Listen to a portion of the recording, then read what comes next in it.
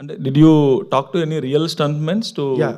Get any back story లేదా figment of imagination?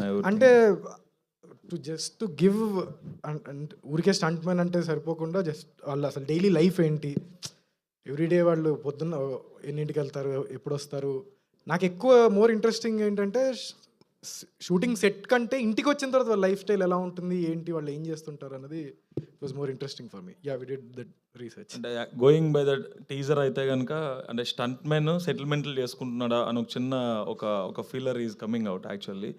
But that might disappoint some real stunt men who are also known for some other stuff. అంటే ఇది completely personal sir. Fighter రాజాకి జరిగిన ఒక thing అది. Stunt మెన్లు అందరూ ఇలాగే ఉంటారని నేను చెప్పను. సో ఫైటర్ రాజా ఏం చేశాడు అన్నదే కదా. So it's nothing related to stunt మెన్లు ఇలాగా ఇది అనేది ఏం సంబంధం లేదు అసలు.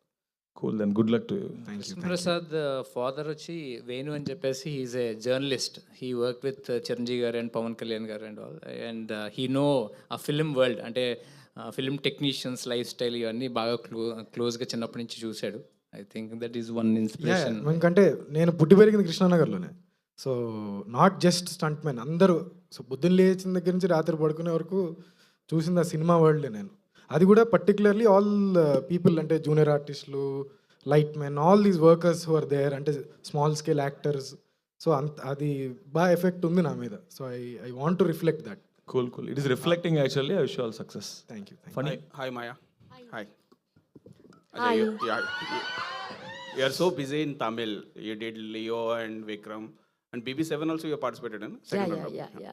So you are busy in that. How you manage this Telugu film? This is a first film, huh? Yes, it is my first film. So how you got the opportunity?